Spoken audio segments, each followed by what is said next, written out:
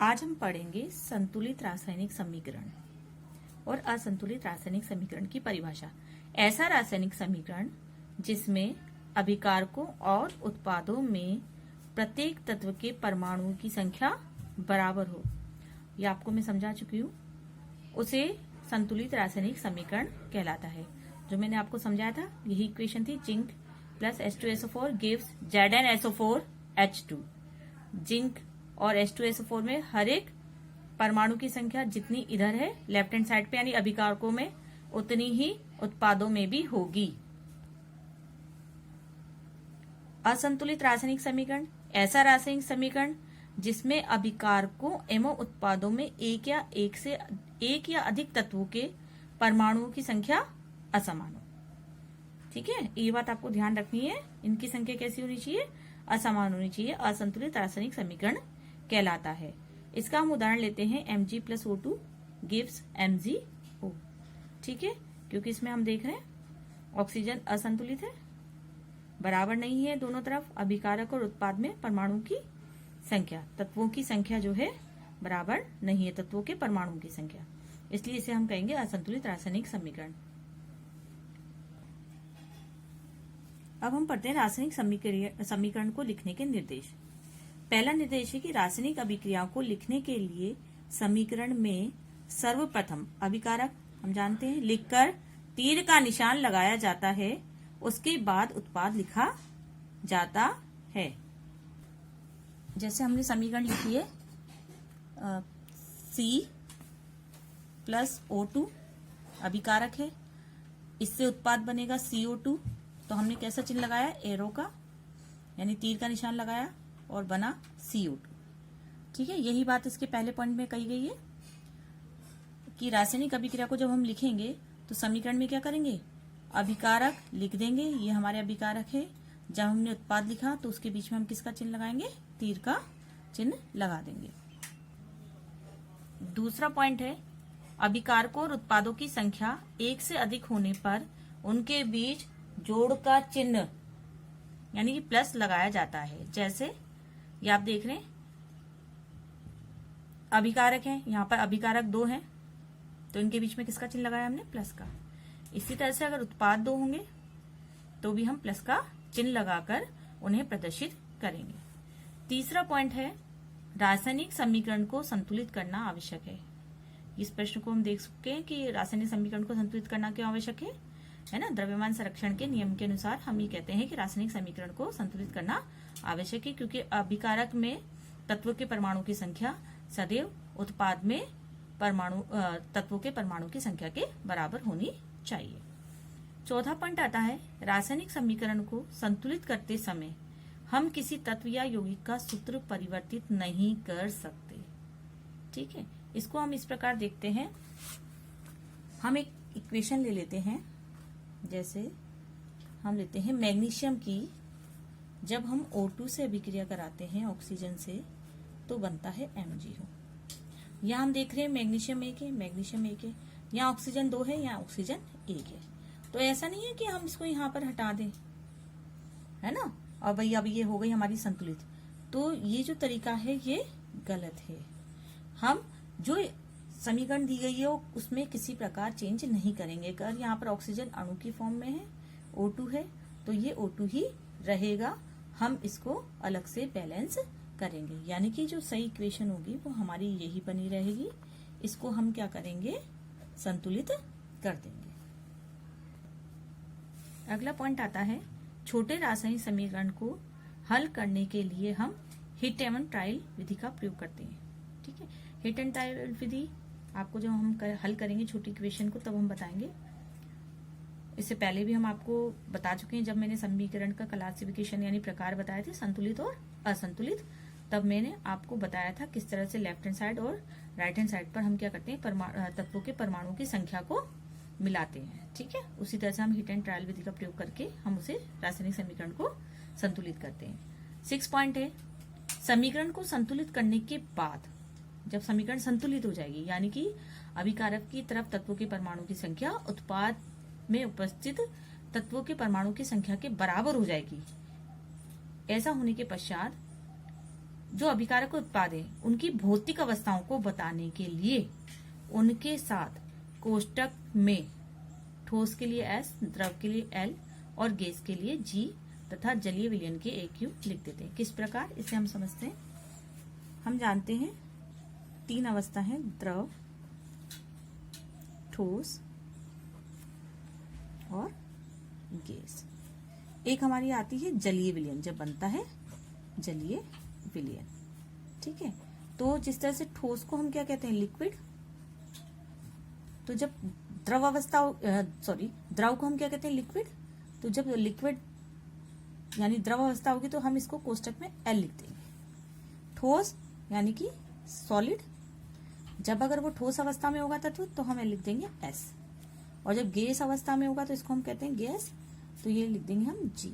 इसी तरह से जलीय विलयन को हम कहते हैं एक्विस सॉल्यूशन, तो हम शॉर्ट फॉर्म में इसको ब्रैकेट में कोष्टक में AQ लिख देंगे। इस तरह से हम समीकरण को प्रदर्शित करते हैं।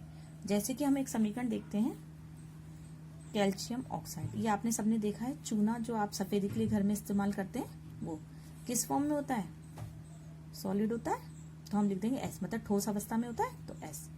उसकी हम क्या करते हैं, लाके उसे हम डाल देते हैं पानी में सफेदी करने के लिए, यानी कि उस चूने की किससे अभिक्रिया हो गई, जल से। जल क्या है, द्रव, तो हम लिख देंगे L। इससे हमें क्या मिलेगा, इससे हमें मिलता है कैल्शियम हाइड्रोक्साइड। ठीक है, अब ये कैसा होता है, जलीय विलयन हो गया। जैसा कि हमने ऊपर बताया था, जलीय विलयन के क्या लिखेंगे, AQ। तो आप यहाँ पर इसमें लिख देंगे AQ, क्योंकि ये क्या है, इसका जलीय विलयन है। तो इस तरह से हम प्रतीक लगाकर इसको अवस्थाएं लिखकर समीकरण को हम कंप्लीट करते हैं। इसके बाद आते हैं हम अभिक्रिया उत्क्रमणीय होने पर, अर्थात दोनों दिशाओं में होने पर तीर का निशान, इस तरह का तीर का निशान देख रहे हैं हम, इस तरह से।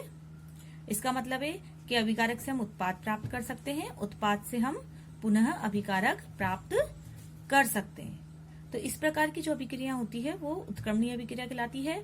और इसमें केवल एक तरफ तीर का निशान प्रदर्शित न करके हम इस तरह का निशान प्रदर्शित करते हैं, क्योंकि ये निशान ही बताता है कि यह अभिक्रिया क्या है, उत्क्रमणीय है, यानी कि दोनों दिशाओं में होगी। अभिकारक से भी हम उत्पाद प्राप्त कर लेंगे और उत्पाद से हम पुनः अभिकारक प्राप्त कर सकते हैं।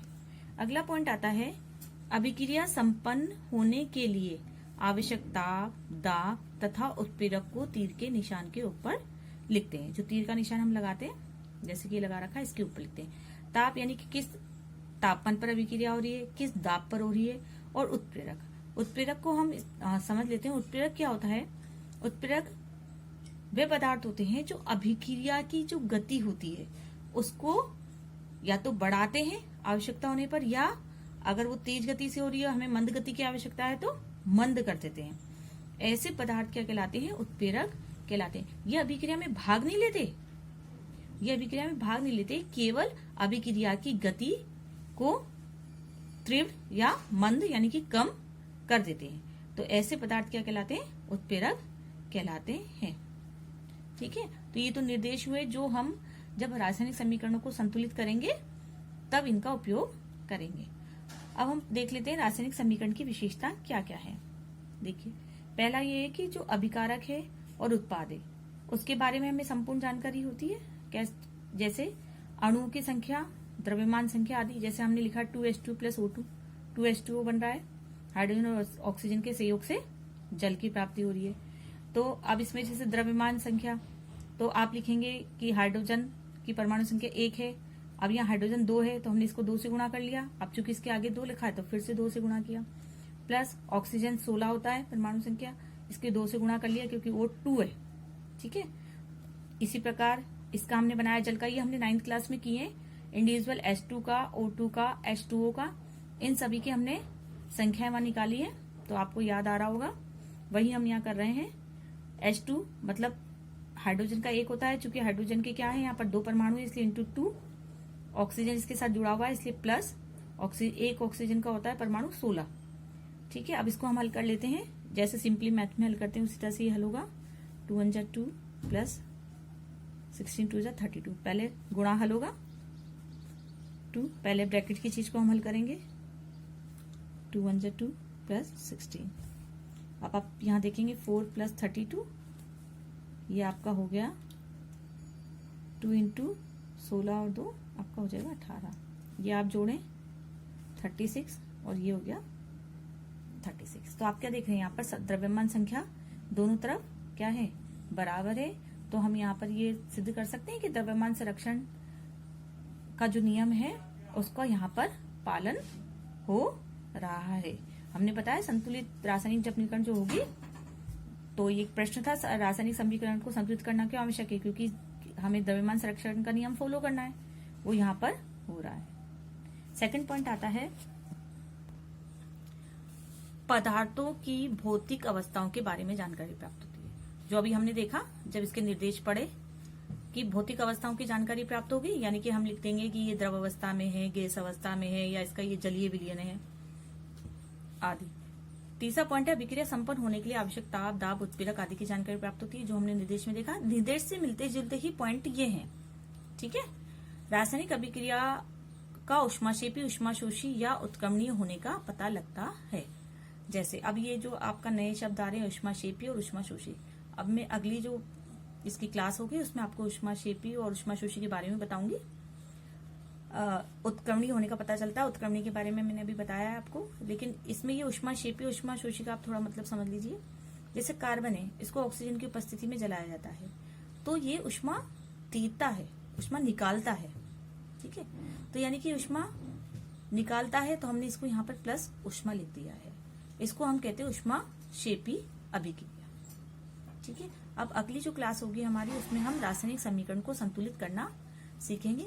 इससे पहले आप इसको बहुत अच्छे से पढ़ लेंगे, समझ लेंगे और याद कर लेंगे, इसके नोट्स तैयार कर लेंगे। अगली क्लास में रासायनिक समीकरण को संतुलित करना हम सीखेंगे।